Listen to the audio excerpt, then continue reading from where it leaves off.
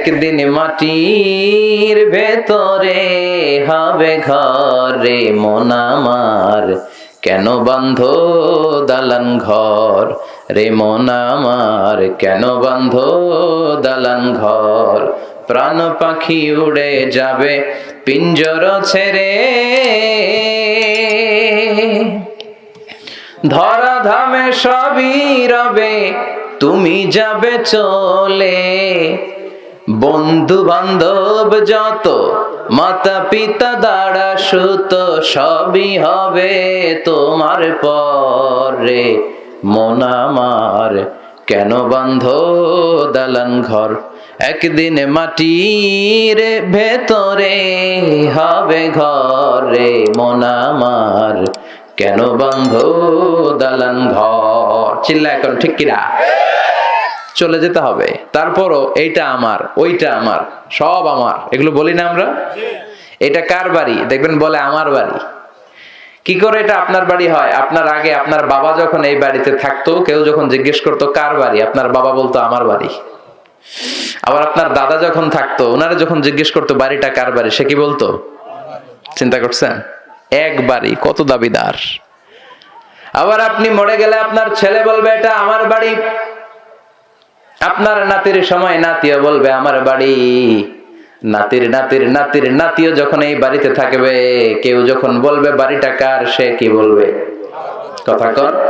পরের জায়গা পরের বাড়ি, ঘর বাঁধিয়ায় আমি রই, আমি তো সেই ঘরের মালিক নই। পরের জায়গা পরের বাড়ি, ঘর বাঁধিয়ায় আমি রই, আমি তো সেই ঘরের মালিক নই। ঠিক কিনা? থাকতে আসি নাই, চলে যাব। দাদা চলে গেল, বাবা চলে গেল, আমাকেও চলে যেতে হবে।